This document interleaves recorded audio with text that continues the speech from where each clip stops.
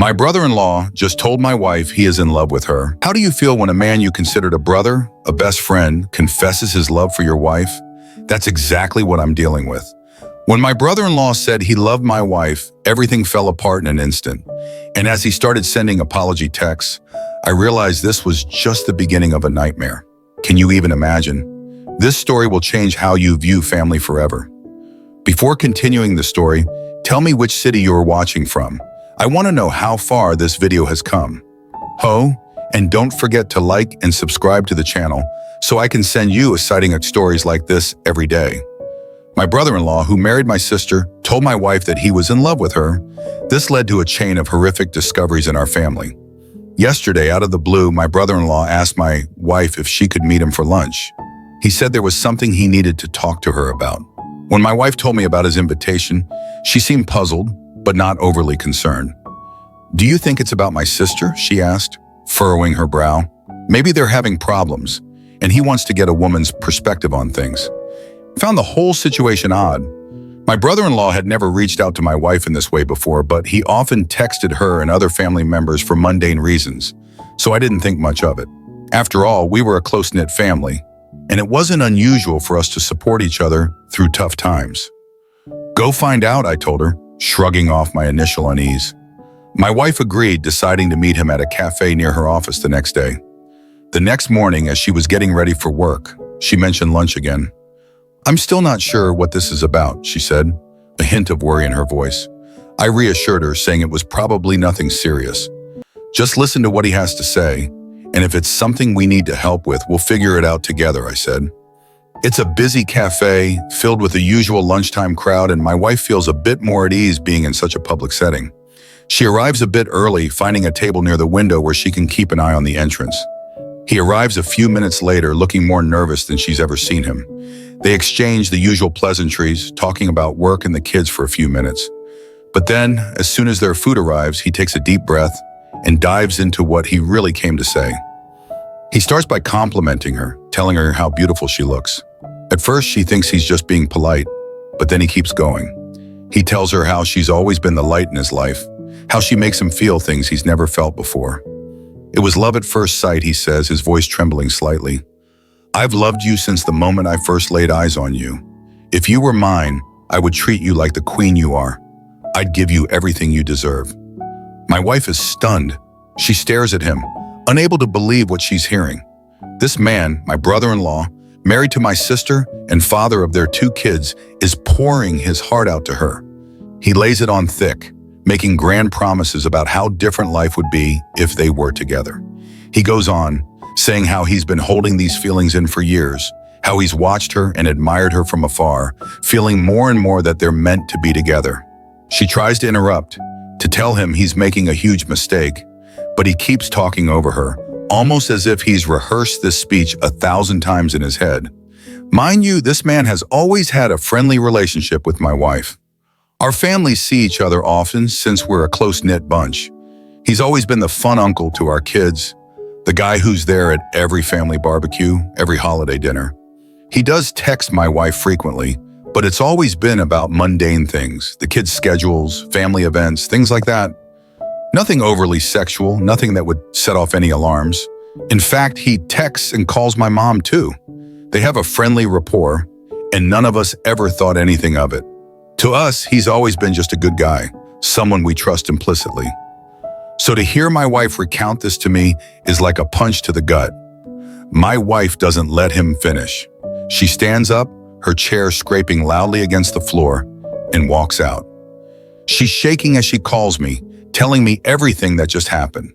While she's on the phone with me, the texts from him start.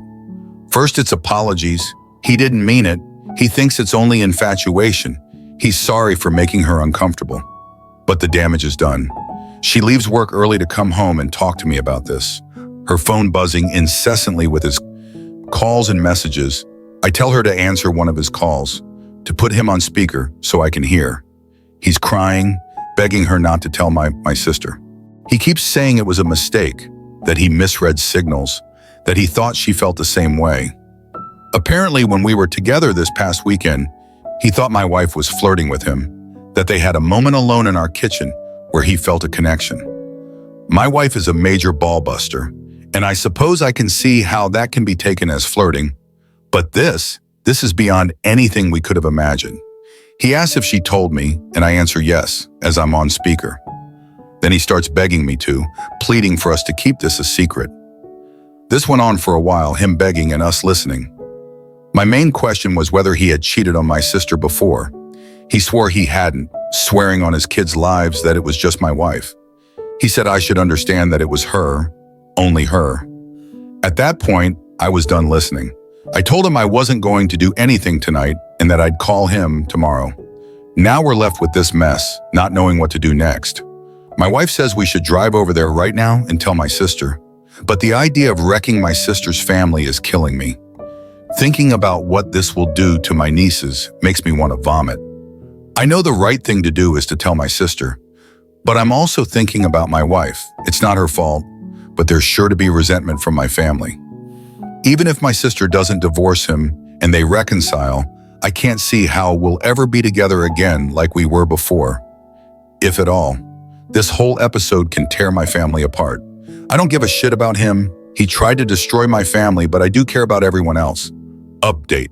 So everyone that told me last night that I couldn't wait to tell, my sister was right.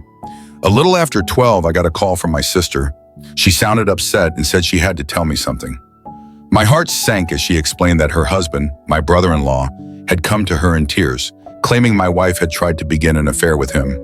He spun a tale where my wife was the instigator, trying to shift the blame entirely onto her. I could hardly believe what I was hearing. I immediately told my sister that wasn't the case and assured her I would be right over. This situation needed to be addressed face-to-face, not over the phone. I hung up and, with a sense of urgency, called my parents.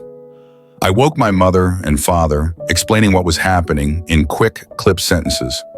My father was furious. My mother sounded shocked, but resolute. They agreed to head over to my sister's house to sit with her kids, offering the support she would desperately need right now. Next, I called my younger brother. He groggily answered, confusion turning to alarm as I filled him in. He promised to come over to our place and stay with our kids, ensuring they wouldn't be left alone during this turmoil. His calm, steady presence would be a comfort to them. Meanwhile, my wife was already gathering her things, her face pale and drawn. She was dreading the confrontation, but knew it was necessary. We left the house in a hurry, the drive to my sister's place feeling longer than it actually was. The silence in the car was heavy, both of us lost in our thoughts. When we arrived, the scene was even more tense than I had imagined. My sister is out on the front porch with my brother-in-law when we get there. He looks beaten, eyes downcast, his posture slumped in defeat. He knows we have the texts and voicemails, the undeniable proof of his betrayal. I really don't know what he was hoping to accomplish by calling my sister in the middle of the night with his lies. Maybe he thought he could get ahead of the story, twist the narrative to save himself, but it was a futile effort. As we walk up to them, the tension in the air is palpable. My wife is trembling, her face a mask of controlled anger and hurt. She hands my sister her phone without a word. My sister takes it, her hands steady, but her eyes burning with a mix of fury and pain. She scrolls through the text, her expression hardening with each one she reads. Then she listens to the voicemails, the damning evidence of his declarations, and her refusals. Before she can say anything, my brother-in-law starts sobbing. This is a man who runs into burning buildings, who faces danger daily without flinching. Seeing him like this, broken and vulnerable, is jarring. His cries are deep and guttural, raw with regret and fear. It's a scene that's almost surreal. A big, tough firefighter brought to his knees by his own actions. My sister's face remains impassive, a mask of stern resolve. She's always been tough, but right now she's unyielding. She waits for him to finish, her silence more powerful than any words. When he finally quiets down, still hiccuping with the remnants of his sobs, she speaks. "Pack a bag and go," she says, her voice cold and clear. "I can't stand to look at you." He tries to argue, to plead his case, but she's having none of it. "Stop it," she snaps, cutting through his words. "There's nothing you can say that will make this better." She turns away from him, walks over to my wife, and pulls her into a hug. It's a moment of solidarity between them, a small comfort in the middle of this nightmare. They've been friends since college, and the strength of their bond is evident. It's a relief to see that despite everything, they're standing together. This leaves me standing with my brother-in-law. He's a wreck, his face red and swollen from crying, his shoulders slumped. He looks at me, his eyes pleading for some kind of understanding or forgiveness. But I have none to offer. He tries to speak, his voice cracking, but I cut him off. You need to leave, I say firmly. This is your mess. You need to deal with the consequences. He nods, defeated, and slowly makes his way inside to pack his things. My sister stays with my wife, the two of them talking quietly, leaning on each other for support. The rest of the night is a blur of conversations and plans. We all rally around my sister, helping her figure out what to do next, how to protect her kids from the fallout. My sister begins questioning my wife, trying to understand why her husband thought any of this could possibly work out. He must have had some reason to believe she reciprocated his feelings.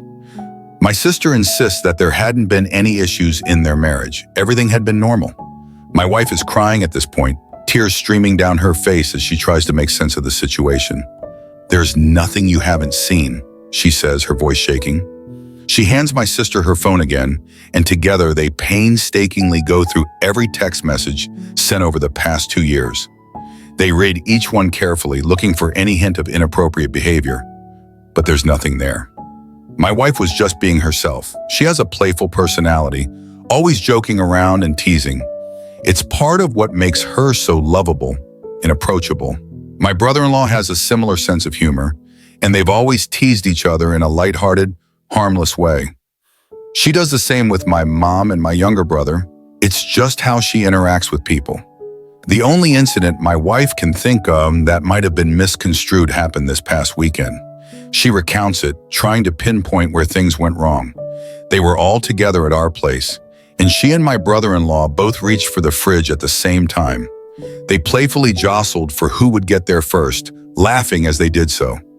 He let her win, but then he reached around her waist to grab a beer, moving his hand slowly.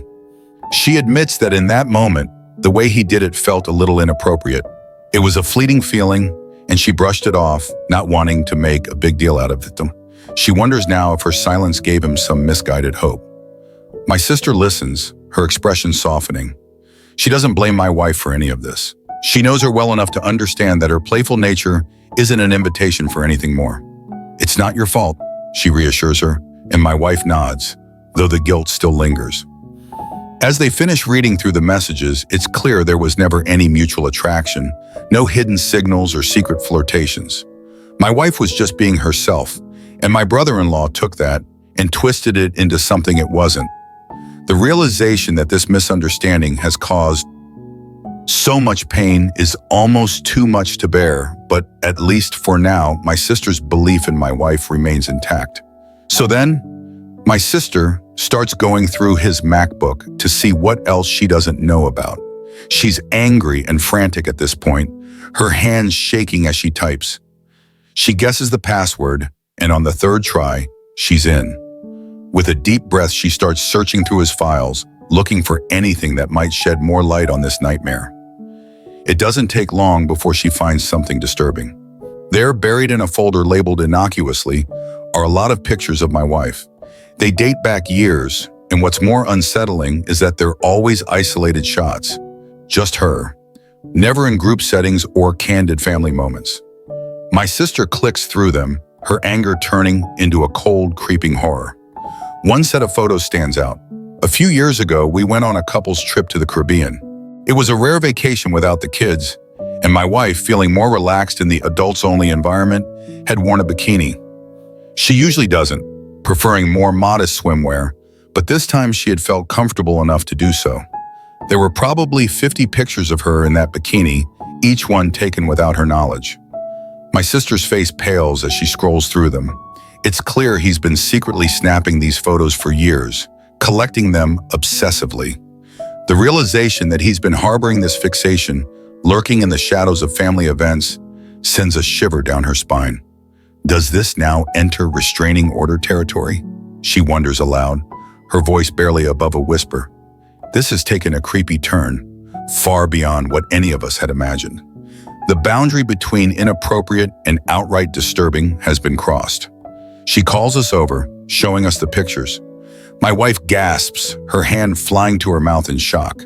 She had no idea he was doing this, no inkling of his obsession.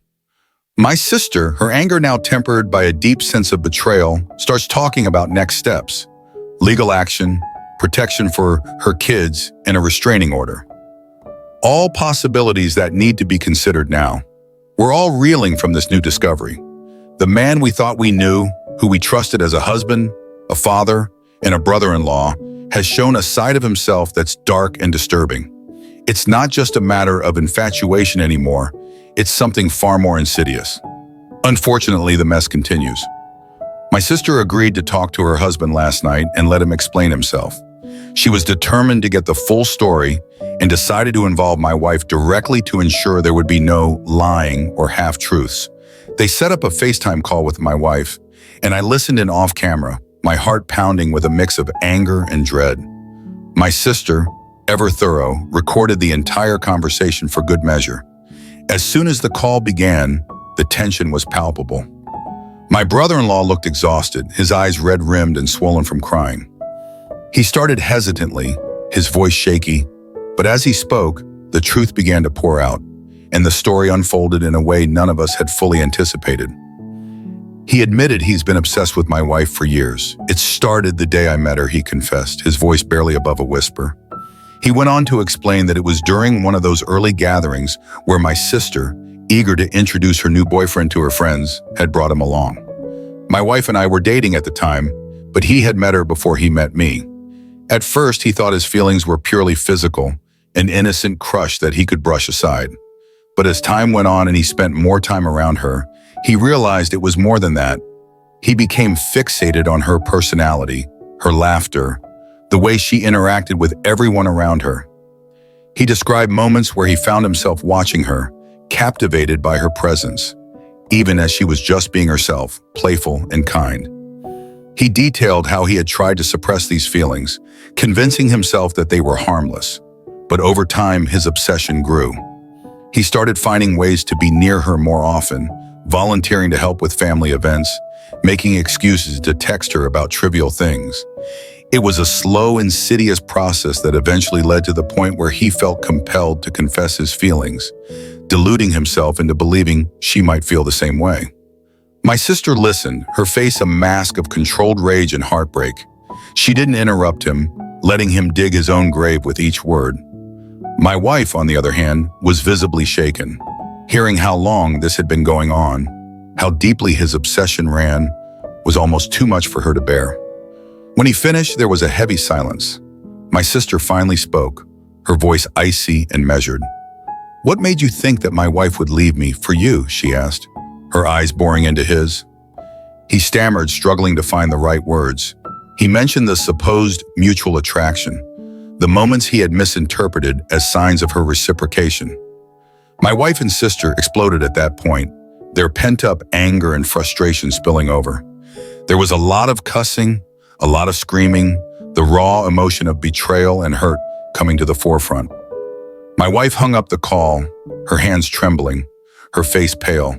She was concerned for me, for us, assuring me repeatedly that the attraction was one-sided. I believed her, I always had. Even if she did find him physically attractive at some point, I knew she would never act on it. She's serious about trust and fidelity, something she made clear early on in our relationship. This whole ordeal was a twisted fantasy of my brother-in-law's, a dangerous delusion that had nearly torn our family apart. The tension that had been building up during the call finally erupted into a storm of cussing and screaming. My wife's voice was a mix of fury and hurt, while my sister's was steely and unforgiving. The barrage of emotions was overwhelming, the air thick with betrayal and disbelief. The phone call abruptly ended when my wife, shaking and distraught, hung up because she was concerned for me. She turned to me, her eyes wide with fear and confusion. "It was one-sided," she assured me, her voice trembling. "I never thought it wasn't," I replied, trying to soothe her. Even if she did find him physically attractive at some point, I knew she would never act on it. She's just not that type of person. Early on in our relationship, there was a moment that encapsulated her stance on trust and fidelity perfectly. I remember watching her one morning as she was dressing, admiring her without saying a word. She noticed, gave me a teasing smile, and asked if I liked what I saw. But then her expression turned serious, almost cold. "Never fuck up," she said, her tone leaving no room for misunderstanding, "or you'll never see this again." She meant every word. My wife is serious about trust. Once it's broken, it's almost impossible to mend. As I sat there replaying the chaotic scene in my mind, I couldn't help but reflect on my brother-in-law. I knew he was a little cocky, always walking with a certain swagger, but my God, I never knew he thought so highly of himself to believe he could pull off something like this. His delusions of grandeur were staggering, completely detached from reality. I talked to my sister later on, once the initial shock had started to wear off and we could speak more calmly. She was resolute, determined to protect her children from the fallout of her husband's actions. She told me she would be contacting a lawyer first thing Monday morning to see what steps she could take to limit his exposure to their kids. She wanted to ensure that they were shielded from as much of this mess as possible. "As far as I'm concerned, he's detached from reality," she said, her voice steely with resolve. Her concern was no longer about saving her marriage, but about safeguarding her children and maintaining a semblance of stability for them. Anyway, my brother-in-law returned home yesterday, not because my sister wants him back, but because she can't legally stop him. Despite the turmoil and the clear betrayal, he has the right to be in the house until the legal proceedings move forward. Ward. The atmosphere is tense and uncomfortable, filled with unspoken words and palpable resentment. They are done, and I think he realizes that now. There's a hollow look in his eyes, as if he understands that any hope he had of salvaging their marriage is gone. The lawyer tells my sister that since my brother-in-law's behavior over the past few documented, there is a good chance she will be granted full custody of the kids. The texts, voicemails, and the disturbing cache of photos all paint a clear picture of his obsession and instability. He doesn't seem to even want to fight her on that. It's as if he knows he's lost everything and is too weary to put up a battle. My sister will be fine. She's stronger than she looks, and any love she had for him is gone. She moves through the house with a determined air, her focus now entirely on her children and their future. She doesn't seem to be broken up about it. Rather, she looks like someone who's finally seen the truth and is ready to move forward. The kids don't know what happened yet. They sense something is wrong. Kids always do, but they don't know the details. My brother-in-law was never around much anyway when the kids were home. He often slept at the fire station, pulling double shifts in overtime. His absence was a constant in their lives, a silent but ever-present gap that they had grown used to. But it is certain to be hard on them once they know what's going to happen. The stability of their home, the presence of both parents, even if it was fractured, will change. My sister is prepared for this. She's already spoken to a child psychologist to help them navigate the inevitable questions and emotions that will arise. She's ready to be both mother and father, to provide them with the love and support they'll need. As for my brother-in-law, he stays in the guest room, a silent figure in a house that no longer feels like his home. He seems resigned to his fate, going through the motions but devoid of any real fight. It's a sad, pitiful sight, but my sympathy is limited. Some of my friends have said that there must be more women, that someone as obsessive as my brother-in-law couldn't have fixated on just one person. But as far as we can tell, there hasn't been anyone else. It's really just the obsession with my wife. His fixation on her has been singular and intense, leaving no room for anyone else. After everything came to light, my wife blocked his phone number, trying to create some distance and protect herself from his unwanted advances. But on the same night he returned home, he sent my wife an email from an account he had just made. It started with a seemingly sincere apology, but it quickly took a turn into something much darker. He began by saying he never got to finish at the restaurant that day, implying there was more he needed to confess. Then he launched into paragraphs and paragraphs about all the things he loves about my wife. He detailed the desperation he felt, the overwhelming emotions that had driven him to act so irrationally. He recounted every little detail he admired about her, her smile, her laugh. the way she interacted with others. It was unsettling, to say the least, to see his obsession laid out so starkly. He mentioned their supposed mutual attraction again, insisting that there was a palpable sexual tension between them that he had always felt. He was delusional, mistaking her friendly, playful nature for something more. He painted a picture of a connection that existed only in his mind, a fantasy that he had convinced himself was real. The email ended with a rather large section about me. Let's just say I didn't know he had such a low opinion of me. He was quite certain that I was not satisfying my wife properly. He criticized everything from my appearance to my demeanor, implying that I was somehow unworthy of her. His words were meant to undermine me, to sow seeds of doubt and insecurity. Reading the email was a gut punch. It was clear that his obsession with my wife had twisted his perceptions and fueled his disdain for me. He saw me as an obstacle, someone unworthy of the woman he had placed on a pedestal. But instead of feeling threatened, it only solidified my resolve to protect my wife and my family from his delusions. We forwarded the email to my sister and her lawyer. It was more evidence of his unstable state of mind, another piece of the puzzle that showed just how far gone he was. This email, with its mix of apology, obsession, and vitriol, might be enough to get him removed from the house permanently. For now, my wife and I are taking it one day at a time. The support from our friends and family has been invaluable, helping us navigate this surreal and painful situation.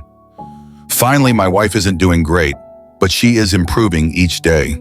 She does feel guilty for being too comfortable around my brother-in-law. Normally, she is very careful about setting boundaries with other men. In case it wasn't clear, my wife is quite stunning and receives a lot of male attention. However, she felt safe around my brother-in-law because he was family and she never thought he would cross any lines. Fortunately, she and my sister are on good terms, and there doesn't seem to be any resentment, which is a relief. We will all be okay, but it will take time. Thank you to everyone who commented and offered their support. My primary concern throughout this was my sister and her children. The impact of my brother-in-law's actions on their lives is immense. Ensuring their protection and emotional well-being became our priority. Children especially need shielding from such toxic situations to maintain their sense of security and normalcy. When faced with such a situation, it's essential to act quickly and decisively. We didn't hesitate to gather evidence, confront the issue, and involve legal help to ensure the safety and well-being of everyone involved. Procrastination or denial could have led to further harm. What do you think about this story? Please share your comments down below. In the end, no matter how painful, the truth must be confronted. When faced with betrayal and lies, we not only need strength, but also the clarity to make the right decisions. Pain is unavoidable, but it's in these moments that we truly understand the power of steadfastness in making the right choice. I know there's nothing that can undo the wounds from this story, but at least we've chosen the right path. Even though feelings of disappointment and anger flooded my heart, I realized that family will always be the place where I find strength to continue. These painful moments cannot erase the bond of family, but they have taught me priceless lessons about loyalty, trust, and making the right decisions at the right time. Life doesn't always go as we hope, but it's through these challenges that we truly realize the true value of love and family. This story will stay with me forever, one about resilience, betrayal, and inevitable change. Subscribe to our channel to explore more profound stories about life, the valuable lessons we can learn, and how we can grow from them. Thank you for listening and for always being with us.